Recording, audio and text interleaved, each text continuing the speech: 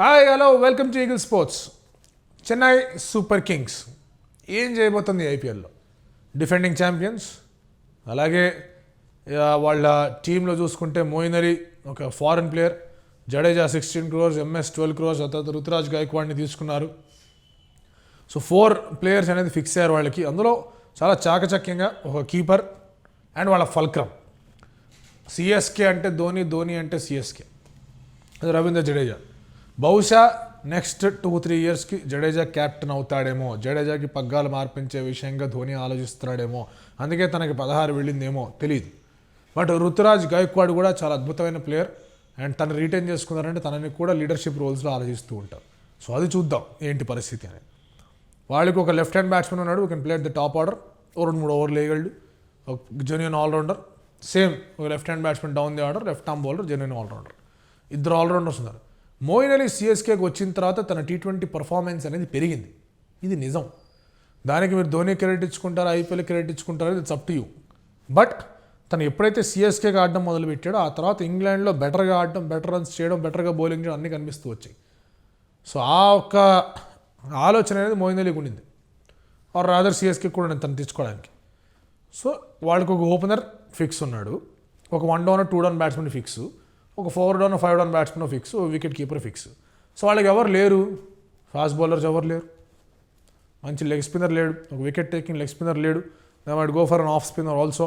So ఇటువంటి పరిస్థితుల్లో CSK ముందున్న ప్రశ్న లేకపోతే వాళ్ళు ఆలోచించే ఒక శైలి ఏంటంటే మళ్ళీ ఎక్స్పీరియన్స్ క్యాంపెయినర్స్తో వద్దామా, మళ్ళీ ఎక్స్పీరియన్స్ మనుషుల్ని తీసుకొచ్చి కప్పు కొడదామా, లేదు కొంచెం నెక్స్ట్ జనరేషన్ కూడా వెళ్ళేట్టుగా యంగ్స్టర్స్ని తీసుకుందామా, మిక్స్ మ్యాచ్గా తీసుకుందాం. నాకు తెలిసి వాళ్ళ కోర్ని వాళ్ళు రీటైన్ చేసుకుందాం అని ఎలాగైతే కోరుకుంటుందో they will also try and see if they can have youngsters. అంటే నెక్స్ట్ 2-3 years ఎటువంటి డోకా లేకుండా ఒక మంచి టీంని వాళ్ళు సెటప్ చేసుకోగలరని ఆలోచిస్తారు. అది చాలా ఇంపార్టెంట్. సి నార్మల్ క్రికెట్కి ఫ్రాంచైజ్ క్రికెట్కి తేడా ఏంటంటే, నార్మల్ క్రికెట్లో టోర్నమెంట్ అనేది 2 ఏళ్ల తర్వాత లేకపోతే 4 ఏళ్ల తర్వాత వస్తుంది. ఎక్సెప్షనల్ సినారియోలో 1 yearలో 2 World Cups ఉంటాయి. T20 అది ఈసారి జరిగింది, ఎందుకంటే 2020లో జరగాల్సింది కోవిడ్ దరిద్రం పుణ్యం అని చెప్పేసి 2021లో వచ్చింది. అందుకే 2022లో ఉన్నది అట్లాగే ఉంచారు.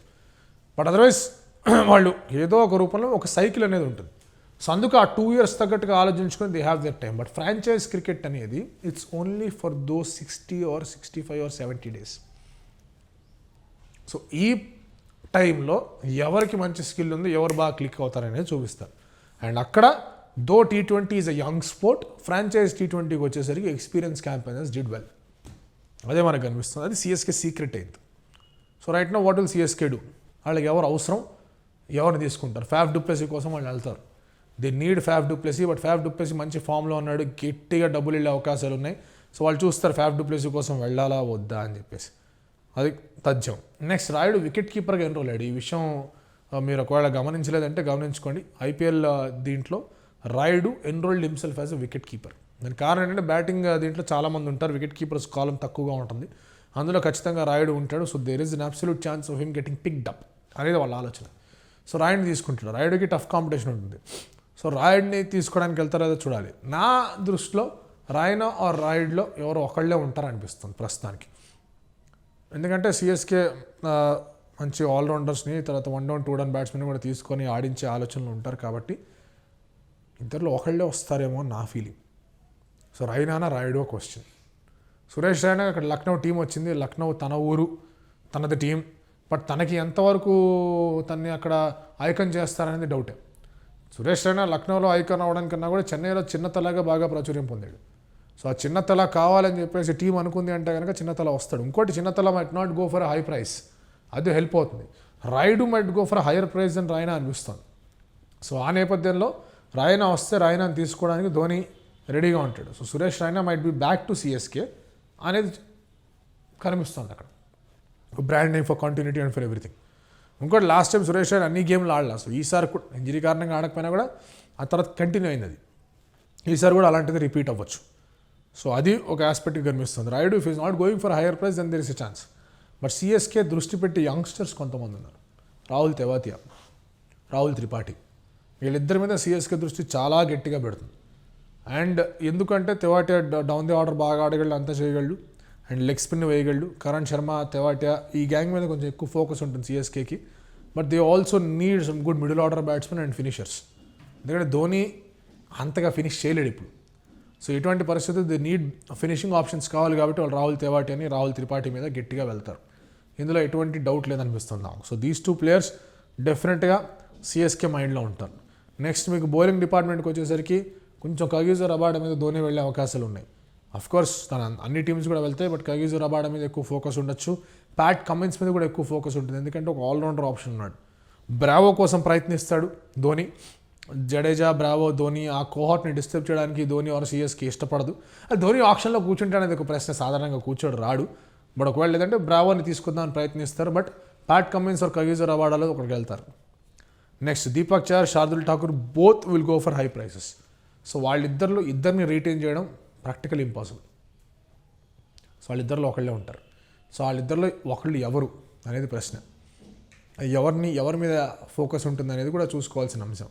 ఇంకోటి పిచ్చులకు తగ్గట్టుగా ప్లేయర్ని సెలెక్ట్ చేసుకోవడం అనేది సిఎస్కే చేస్తూ వచ్చింది.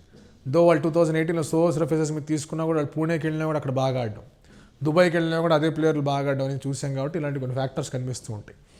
బట్ దానికి తగ్గట్టు కూడా ఒకళ్ళు నవీ ముంబైలో ఆడుతున్నాడు, బౌన్స్ని బాగా ఎదుర్కొనే వాళ్ళు, బాగా ఫాస్ట్ బౌలింగ్ వేసేవాళ్ళు కావాలి. కాబట్టి they will go for young pacers. మంచి అవకాశం ఉంది. నటరాజన్ వైపు కూడా వెళ్ళే అవకాశాలు ఉన్నాయి. మంచి లెఫ్ట్ ఆర్మ్ బౌలర్ ఉన్నాడు, బాగా వేస్తాడు, యార్కర్లు వేస్తాడు. కాబట్టి నటరాజన్ తమిళ్ ఉంది కాబట్టి అక్కడక్కడ ఏ కమాన్ సాంబార్ అనుకున్నా కూడా అక్కడ అవకాశాలు కనిపిస్తూ ఉన్నాయి. సో నటరాజన్ వైపు వెళ్తారు. దీపక్ చహర్, శార్దుల్ ఠాకూర్లో ఎవరో ఒకళ్ళ కోసం గట్టిగా వెళ్తారు. రైనా, రాయుడుల కోసం ఒకరి కోసం గట్టిగా వెళ్తారు, అది గ్యారంటీ. బ్రావో తీసుకొద్దాం అనుకుంటారు. కగిసో రబాడా, ప్యాట్ కమిన్స్ కోసం చాలా గట్టిగా వెళ్తారు. అండ్ యంగ్స్టర్స్ కోసం కూడా వెళ్ళే అవకాశాలు ఉన్నాయి. వాళ్ళకి ఒక మంచి 2 డౌన్ 3 డౌన్ బ్యాట్స్మెన్ కింద చెప్పాను, రాహుల్ త్రిపాఠి, రాహుల్ తెవాటియాకి వెళ్తారు. రూకీ ప్లేయర్స్కి వెళ్తారనేది డౌట్గానే కనిపిస్తుంది నాకు. జనరల్లీ సిఎస్కే ఎప్పుడు కూడా అండర్ 19 ప్లేయర్స్ని తీసుకొచ్చి అది పెడదాం అనే ఆలోచనలు ఎప్పుడు కనిపిస్తూ ఉండదు. అది మాత్రం ఒక క్వశ్చన్ మార్క్గానే కనిపిస్తుంది, విల్ దట్ హ్యాపెన్ అని. బట్ కుల్దీప్, చహల్, అశ్విన్ వీళ్ళు ముగ్గురు అనుకుంటూ ఉంటారు మాయబాయ్ మనం పిక్ చేసుకుంటే బాగుంటుందని. ఎందుకంటే స్పిన్నర్స్ డిఫరెంట్ ప్లాటూలోకి వెళ్తారు ధోని కీపర్గా ఉన్నాడంటే. అది ఏదో ధోనిని పొగడాలని చెప్పడం కాదు, లేదా నేను ధోని ఫ్యాన్ అని చెప్పేసి మీ అందరికీ ఏదో చెప్పాలని చేసే ప్రయత్నం కాదు, ధోని యాంటీస్ కెరీర్ నన్ను చూడండిరా అని చెప్పేది కూడా కాదు. It is a proven fact. ప్రతి ఒక్కళ్ళు అగ్రి చేసే ఒక మ్యాటర్. స్పిన్నర్స్కి Dhoni reading of the ball when spinners are there అది వేరే లెవెల్లో ఉంటుంది. సో వీళ్ళు ముగ్గురు కూడా in a way they are staging sorts of comeback. So వాళ్ళకి మహి ఉంటే బాగుంటుంది అనిపిస్తుంది వాళ్ళకి. So Kuldeep, Chahal, Ashwin they definitely అందులో I think Dhoni will also want certain players to come in. So అది ఎవరిని తీసుకుంటే జడేజా రూపంలో ఎలాగో ఒక ఫింగర్ స్పిన్నర్ ఉన్నాడు కాబట్టి ఒక ఫింగర్ స్పిన్నర్ అశ్విన్ రూపంలో ఆఫ్ స్పిన్నర్గా అండ్ ఇంకొక లెగ్ స్పిన్నర్గా తీసుకునే అవకాశాలు కనిపిస్తూ ఉన్నాయి. సో అది చూడాలి ఎలా ఉండబోతుంది ఏంటని చెప్పేసి. But Chahal will go for higher price. Kuldeep తెలియదు, అశ్విన్ వీ డోంట్ నో అంత హై ప్రైస్కి వెళ్తాడా అని. సో ఆ ఒక్క ప్రైస్ వాల్యూ కూడా ఉంటుంది. ఎందుకంటే ఆల్రెడీ మీకు 16 అయిపోయింది, 12 అయిపోయింది, చాలా తక్కువ డబ్బులు ఉన్నాయి సిఎస్కేకి కంపేర్ చేసుకుంటే. సో అందులో ఎంతమందిని అలాట్ చేసుకోవాలి కాబట్టి ఇంకొక స్ట్రాంగ్ ఇండియన్ బ్యాట్స్మెన్ దొరకడం వాళ్ళ కష్టం. సో అయ్యర్ లేకపోతే ఇట్లా శిఖర్ ధవన్ ఇట్లాంటి వాళ్ళ జోలికి వెళ్ళడం కష్టం. ధవన్ కూడా you might go for a good price.